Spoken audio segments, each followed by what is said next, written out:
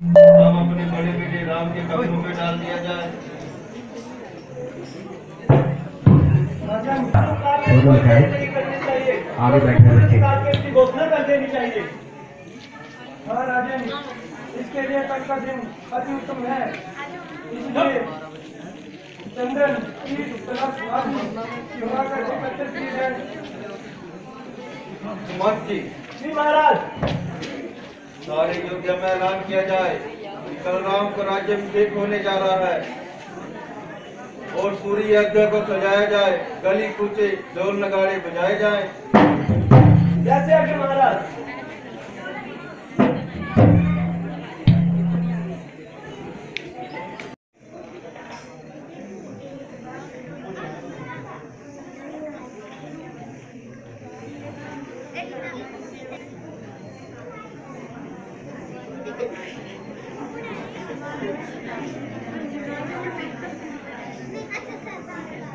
मंत्रा, आज तो तुमने आने में बड़ी देर लगा दी। नगर के क्या क्या समाचार लाई है?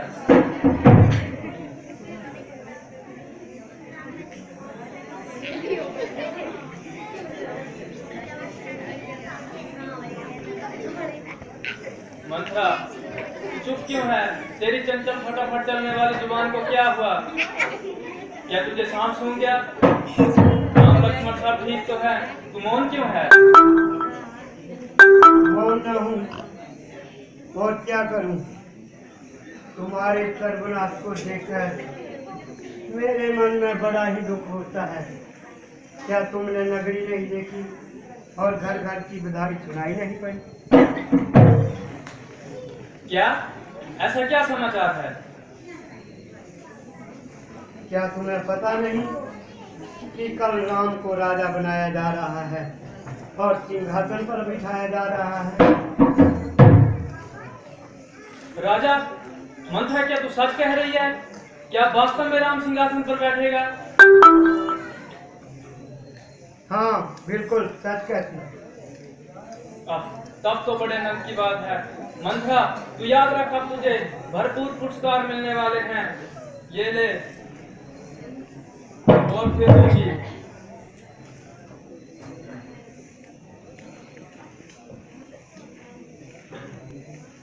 बधाई तो उन्हीं के लिए है। तुम्हारा अधिकार तो तुम्हारे सामने मिटाया जा रहा है। एक तरफ भरत को ननिहाल भेज दिया जा रहा है और दूसरी तरफ राम को राजा बनाया जा रहा है। अरे निर्भर, क्या तू कहने लगी? धर्म का प्यारा है जो है और देश का प्राण, बेबने राजा तो हर एक का कल्याण।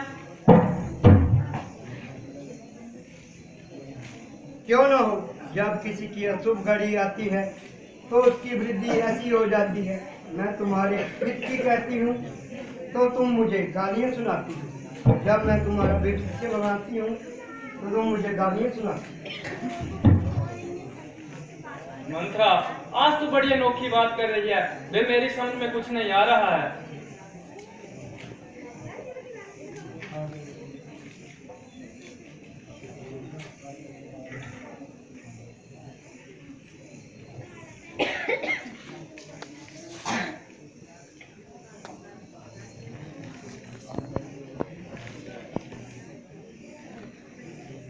तुझे पता लग जाएगा जब तू रानी से दासी बनेगी, तब तुझे समझ में आ जाएगा। भोली रानी, तू राजा को क्या समझती है? तेरे साथ तो घोर अन्याय हो रहा है।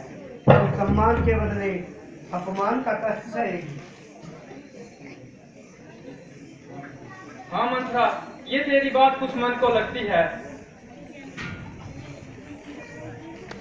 स्वार्थ के सब होकर नित्य नए रंग बदलती है, यही मेरा तात्पर्य है। राज्य मिलने से पहले जो तुम्हारी हालत है वो नहीं रहेगी। तू सम्मान के बदले अपमान का कष्ट सही। परंतु इसमें महाराज का क्या धोखा? यदि महाराज का धोखा नहीं तो भारत की अनुपस्थिति पर राम को राजा क्यों बनाया जा रहा है?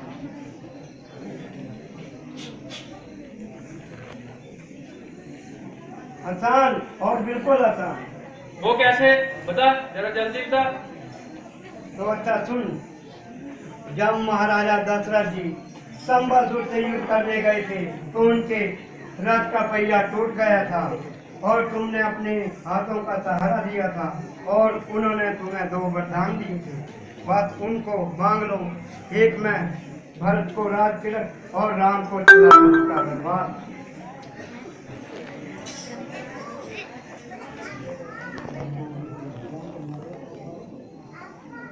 हाँ, ये सब मुझे याद है।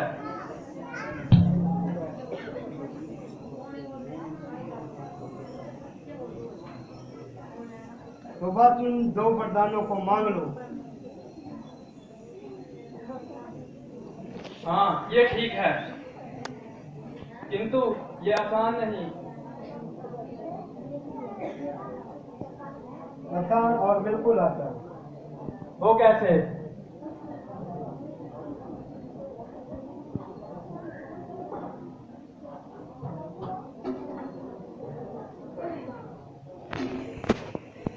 बस तो तुम्हारी जीत होगी।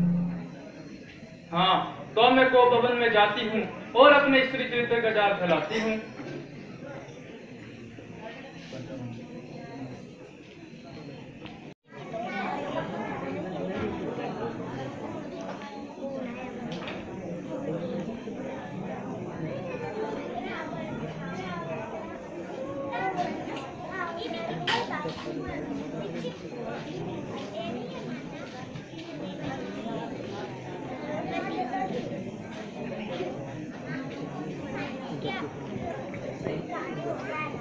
ये कौन?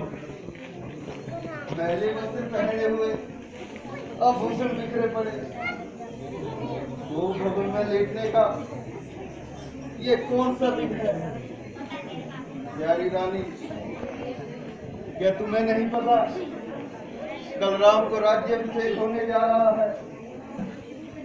घर घर में मंगल गीत गाए जा रहे हैं। यहाँ की रंग तन का मैला बिगाड़ा है श्रृंगार, उतार डाले हैं सारे आभूषण, बदल दिया है व्यवहार। क्या कहूँ, कैसे कहूँ, कहने से क्या परिणाम, सरल करना मगर कठिन उससे का। क्या कहा? तुम्हारा कहा और कठिन सा काम। हाँ महाराज, दिखावे की बात पर तो सब अकड़ जाते हैं, परंतु समय आने पर सब पीछे हटते दिखाई देते हैं।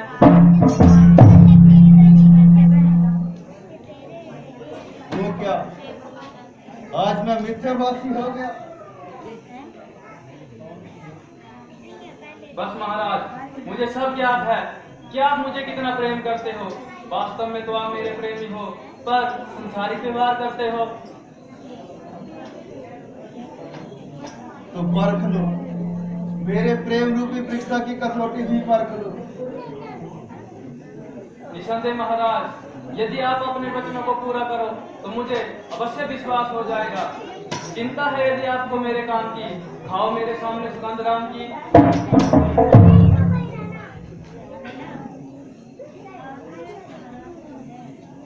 रानी, ये तुम्हारा मिथ्या विचार है। क्या तुम समझती हो ये मेरा झूठा व्यवहार है? तो सुनो, जब आप इंद्र की ओर से शंकासुर से युद्ध कर रहे थे तो आपने मुझे 2 वरदान दिए थे।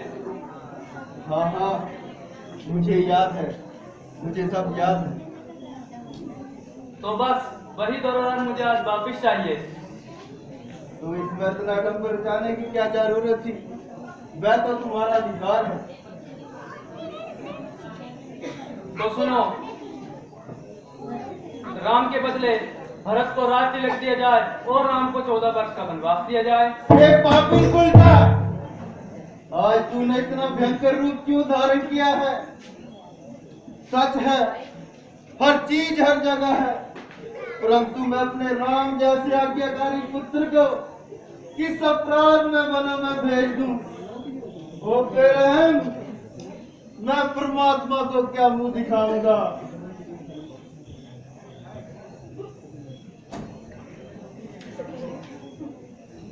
राम,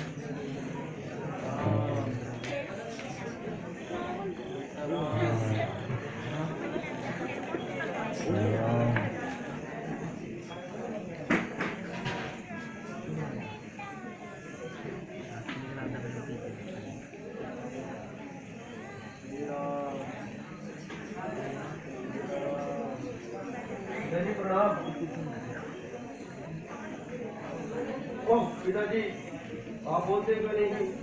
क्या कोई दुख है? आप तो मुझे देखते ही गले लगा लेते थे। माता जी, आप इसका कारण बताइए। बेटा, असल बात तो ये है कि महाराज ने भरत को राज्य तिलक देने की तैयारी की और राम को 14 वर्ष का वनवास। ओह भाग्य, ये तो बहुत खुशी की बात है, परंतु इसमें दुख बुलाने की कौन सी बात है? बेटा, इसके अतिरिक्त कोई बात नहीं है। वे तब से तुम्हारे प्रेम में व्याकुल हुए हैं।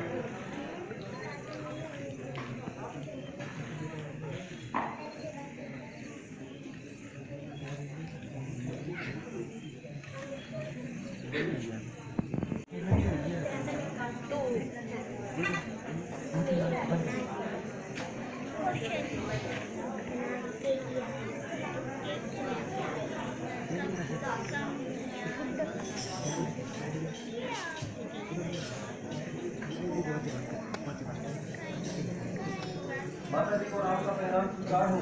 जय श्री राम बेटा। बेटा बैठो, तुम्हारे लिए कुछ खाने का प्रबंध करती हूँ। माता जी, खाने पीने के लिए क्षमा कीजिए और शीघ्र आज्ञा लीजिए। बेटा अधिक देर न लगाऊंगी और आज तुम्हारे रात तिलक का दिन है तो बिना खाए पिए बिना जाने नहीं दूंगी। माता जी, रात तिलक का वचन तो कल निकला था, आज तो मुझे बल का राज्य मिल गया है। बेटा ऐसे अशुभ वचन मुझसे निकालते हो और व्यर्थ में मेरी जान चिंता में डालते हो। माता जी, जो बात मैंने कही वह वास्तव में सत्य है। है सच? आखिर क्या मामला है, जरा मुझे भी बताओ।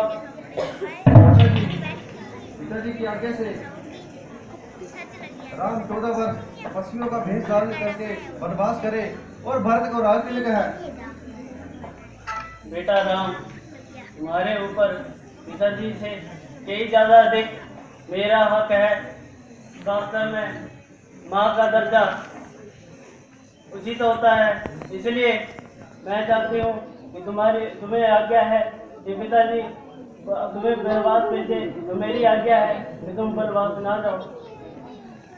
माता जी, इस समय पिताजी हम दोनों के बड़े हैं तथा उनकी आज्ञा का पालन करना आपका भी कर्तव्य है, क्योंकि वे आपके पति और मेरे पिताजी हैं।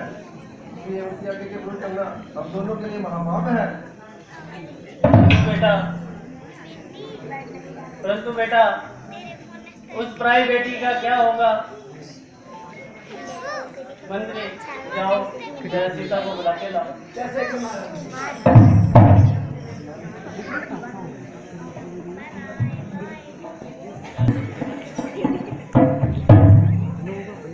माता जी प्रणाम। कहिए माता जी क्या आज्ञा है? बेटा इतना कठोर दिल कहाँ से लाऊं? अच्छा होगा राम ही सब कुछ बता दे। माता जी का राम क्यों बाहर है? माता जी तो व्यर्थ में चिंता कर रहे हैं, वरना बात कुछ नहीं, साधारण सी बात है। यदि कुछ अर्थ ना हो तो मुझे बता दीजिए।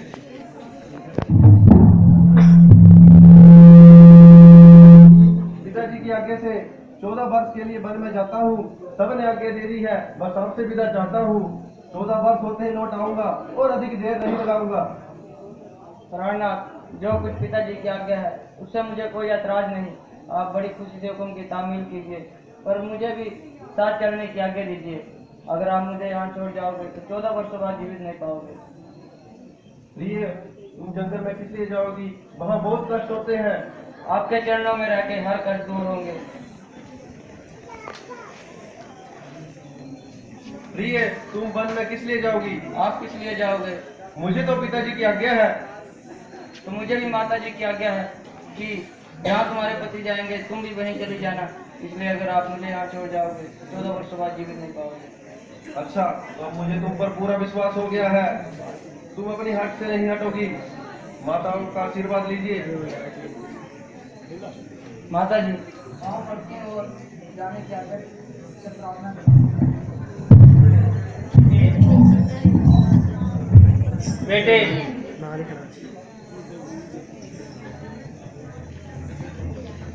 इस पर क्या गिला है, अपने ही कर्मों का फल मिला है।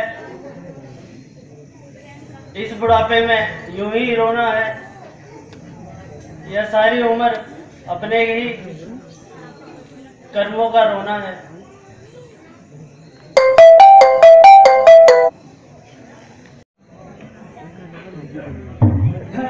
अजब अंधेरा महाअंधेरा, जब सब प्रकार से राज्य के हकदार है, तो इसमें किसी को क्या गिरा है। हाँ, रोने और गिड़गिड़ाने से राज्य नहीं मिलते। उन्हें राज्य चाहिए हो तो सामने आए और दो हाथ करे। उधर पिताजी की हालत खराब हो रही है, इधर माता की जान खो रही है, भाभी सीता रो रही है, सारे कुल का नाश हो रहा है। भाई लक्ष्मण, और अपने भाई की जबरी जीना चला। माता जी, लक्ष्मण चरणों में सिर झुकाता है तथा बन जाने की आज्ञा चाहता है।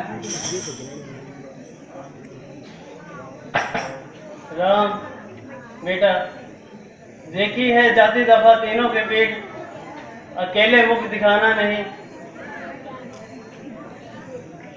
लक्ष्मण, अगर राम जी में कुछ भी गए तो अपने भाई की जगह से तीन मत चलाना और सीता को मेरी तरह सुनना और हर बात का कहना मानना।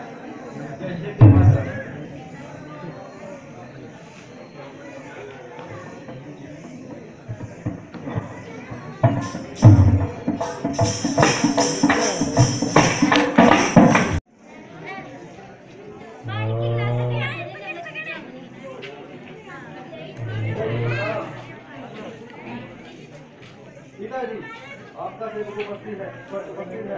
आप क्या देगा हर हालत में बंद करने के लिए तैयार हूँ। बस आप मुझे बंद करने की आज्ञा दीजिए। कौन? आगे बैठे हुए बच्चे कृपया सोना चाहिए। बेटा राम, ये कौन से कर्मों का फल है, वो कौन से पापों का दंड है। बेटा, ये लो, तुम राष्ट्रीय वस्त्र उतार दो और धर्म वस्त्र धारण कर दो।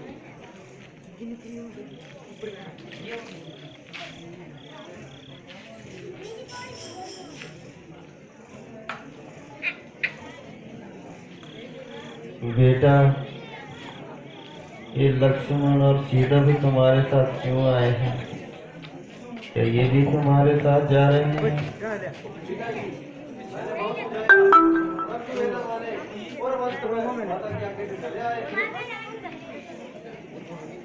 बेटी, तुम भी ये भव्य वस्त्र धारण करो और राष्ट्रीय वस्त्र धारण करो और बंदी रह लो।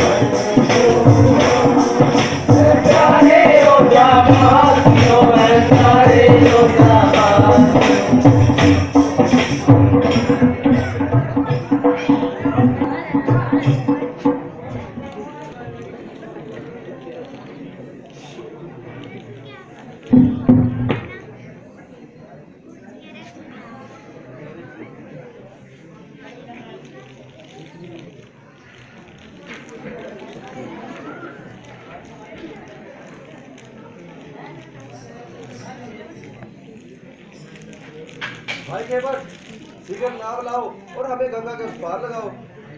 महाराज, आप कौन हैं? देखने में तो आप साबित बस्ती रखते हैं, और ये कंधे में धनुष क्यों धारे हैं? पहले आप अपना वृत्तांत तो सुनाइए।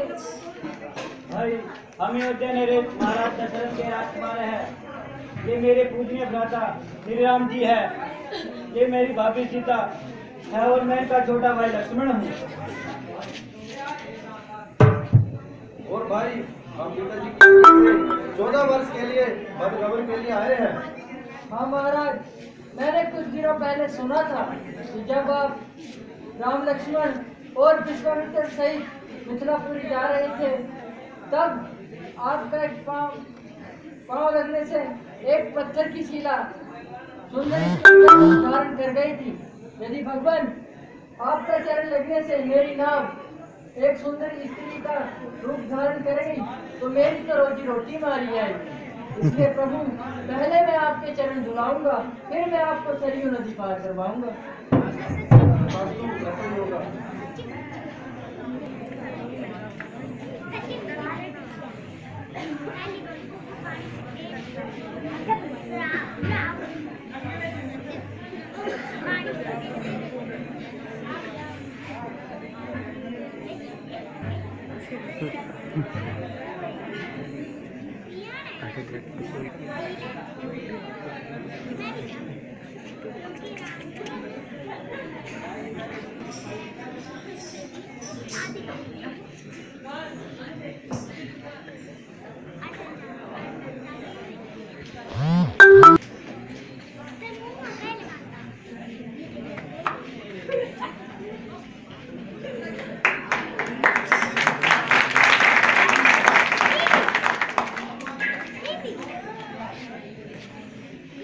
भगवान,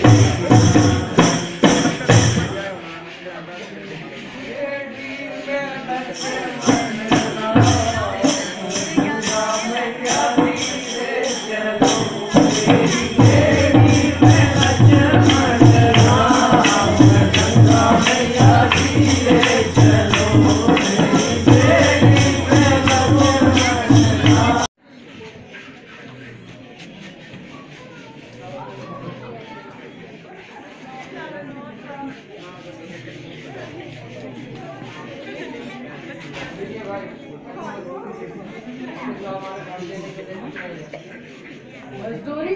कैसी मजदूरी? मुझे तो आज पूरी जिंदगी की मजदूरी मिल गई।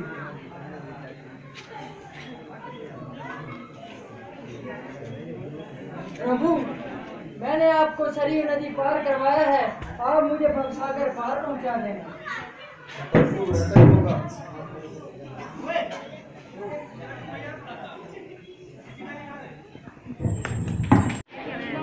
राम राम राम महाराज, 2 मिनट नहीं होगा। अब अपने आप को संभालो और अपने खानदान को नष्ट होने से बचाओ।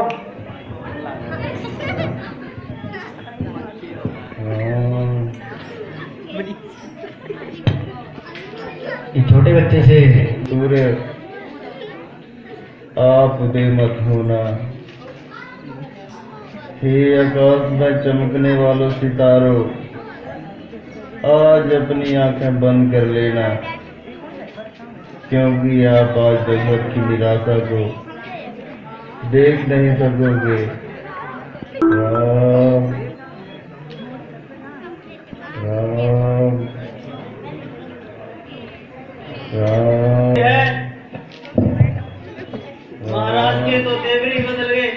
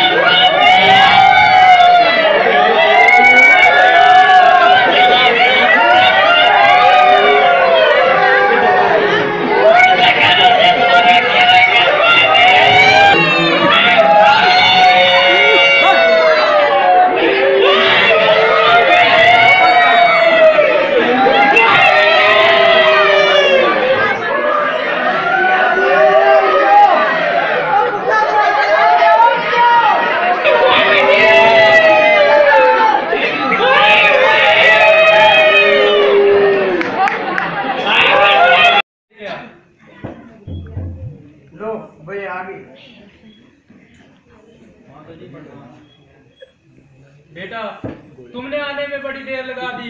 तुम्हारे नाना के यहाँ सब कुशल मंगल तो है? हाँ माता जी, सब प्रकार से कुशल है, परंतु अभी तक मुझे पिताजी के दर्शन नहीं हुए हैं। वह कहाँ हैं? बेटा, तुम पहले सफर की थकान दूर करो, धीरे धीरे तुम्हें सब मालूम हो जाएगा। माता जी, मेरी थकान तो पिताजी के दर्शन करते ही दूर हो जाएगी। बेटा, तुम पहले कुछ खा पी लो, फिर धीरे धीरे सब मालूम हो जाएगा। माता जी, ये आपने बेटा, तुम बड़े ही जल्दबाज हो गए हो। कह तो रही हूँ धीरे धीरे सब मालूम हो जाएगा। फिर भाई धीरे धीरे, आखिर मामला क्या है? बेटा, अफसोस, तुम्हारे पिता स्वर्ग सिधार गए, अब तुम्हें उनके दर्शन नहीं होंगे। पिताजी स्वर्ग सिधार गए, अफसोस कि मैं अंतिम समय में उनके दर्शन नहीं कर सका, परंतु उन्हें रोक क्या था?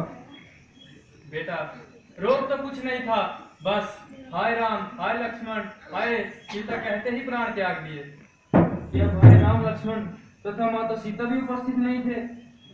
नहीं बेटा, वे तो वन को चले गए। असल बात तो यह है कि महाराज ने राम को राज तिलक देने की तैयारी की थी। ये तो भला हो इस बेचारी मंथरा का, जिसने मुझे इस हाल की सुनाई, और मैंने वो धर्म आज वापस मांग लिए। एक में भरत को राज तिलक और राम को 14 वर्ष का वनवास। महाराज ने मुझे टालने की बहुत कोशिश की, बड़े हाथ पांव मारे, पर मैं ना मानी। सो बेटा, मैंने अपना काम कर दिया, अब तुम जानो तुम्हारा काम जाने। हाँ हाँ कुंवर जी, महारानी जी ठीक कहती है। तुम खुशी से हाथ संभालो और अपने दिल के अरमान निकालो। राम प्रसाद, ये सब तेरे गाली आ है। जो होना था जो हो गया, अब स्त्री का हाथ मत उठाओ और अपने तुम पर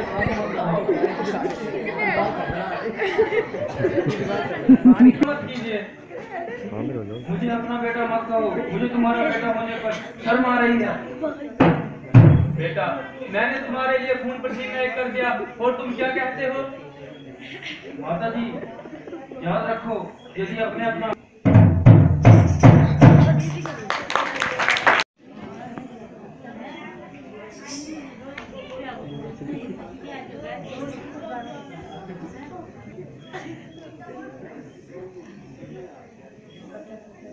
माता जी प्रणाम। संजीवी रहो बेटा। पर राजकार्य में बाधा पड़ रही है और दिन प्रतिदिन शासन व्यवस्था बिगड़ रही है।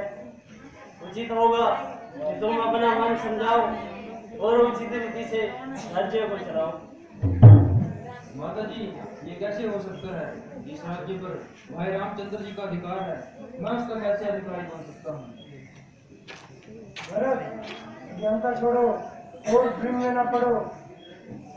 जो बीत गया उसे भूल जाओ और आगे जो करना है उसमें अपना मन लगाओ।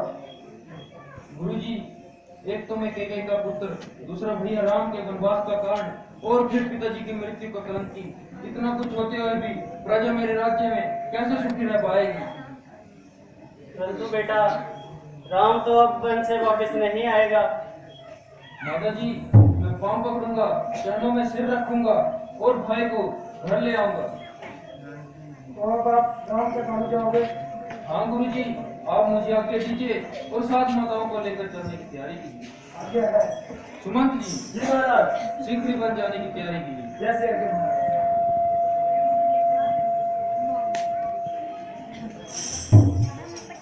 कौन है? परंतु वे पशु पक्षी इस स्मारक को छोड़कर अस्मात क्यों भागने लगे? इन पर क्या आपत्ति आई है? दुश्मन और से स्थान को जागने लगे। जरा देखो तो सही क्या बात है। भ्राता जी, कुछ दूरी पर धूल जा रही है, मानो घटा गिरी चली आ रही है। और वह देखो, सूर्यवंशी झंडा वायुमंडल में लहरा रहा है। प्रतीत होता है कि भक्त सेना से आ रहा है। तो आने दो, अब छोटे समय उनसे भेंट न हो पाई थी, एक बार उन्हें भी देख लेंगे। ऐसी बात नहीं है प्रभु, प्रतीत होता है कि उसे डर रूपी रोग सता रहा है, जो इतनी विशाल सेना साथ ला रहा है।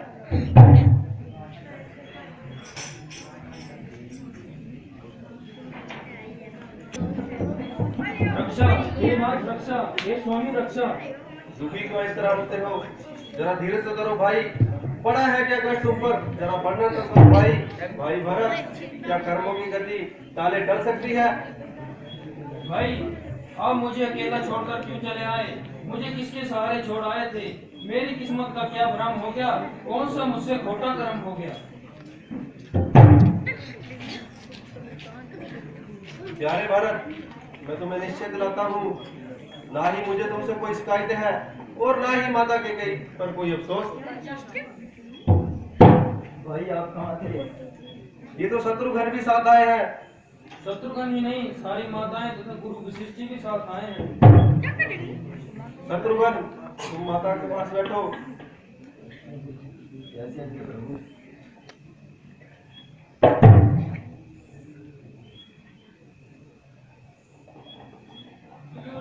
माता जी प्रणाम। संजीवी रहो मेरे लाल। बेटा, धन्य है हम माताएं, जो तुम्हारा चांद सा मुखड़ा देखने को मिला। परंतु अफसोस कि तुम्हारे पिताजी आखिर बार भी तुम्हारा चेहरा नहीं देख सके। माता जी, ये आखिरी बार आपने क्या कहा? बेटा, तुम वन को पधारे, उधर तुम्हारे पिताजी स्वर्ग सिधारे। हाय पिताजी, हमें किसके सहारे छोड़ गए और हमसे सदा मुंह मोड़ गए।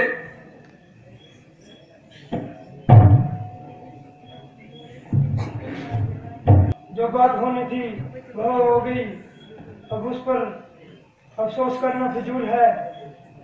जो पैदा हुआ है उसे मरना है और एक दिन ये सफर सबको तय करना है। भरत, तुम आज अपनी व्यथा कहो और सब कामों को छोड़कर परमेश्वर का ध्यान करो। भ्राता जी, मैं आपसे एक प्रार्थना करने आया हूँ, इसलिए सारी माताओं तथा गुरु वशिष्ठी को भी साथ लाया हूँ। आप ऐसा कीजिए कि मेरी गलतियों को माफ कीजिए और शीघ्र ही अयोध्या चलने की तैयारी कीजिए। प्यारे भरत, शास्त्रों की आज्ञा और धर्म की अनुकूल मैं 14 वर्ष तक अयोध्या वापस नहीं जा सकता। अगर मैं ऐसा करूंगा तो पिताजी की आत्मा को कष्ट होगा और हमारी दौलत, उनका प्रताप और यश नष्ट होगा। बहुत अच्छा, अगर आपका यही धर्म है तो मेरे लिए भी सबसे बड़ा धर्म यही है जो आप कहेंगे वो हमें मंजूर होगी। बेटा, अच्छा बेटा, तुम दोनों मेरी आंखों के तारे हो। अच्छा होता कि तुम दोनों आपस में फैसला कर लेते, लेकिन तुम मेरे मुख से सुनना चाहते हो तो सुनो। भरत को राज तिलक और राम को 14 वर्ष का वनवास दिया जाए। नीति के अनुसार मैं यही फैसला सुनाऊंगी।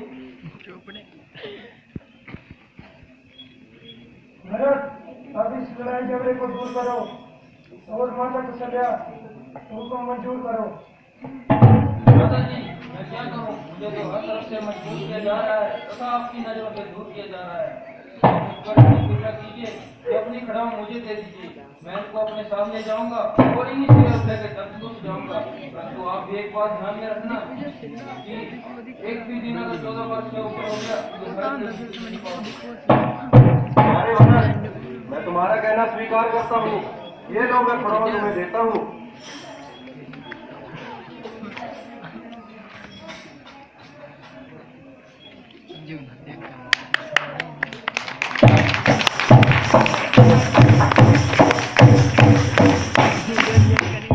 भारत चले। बोलिए श्री राम।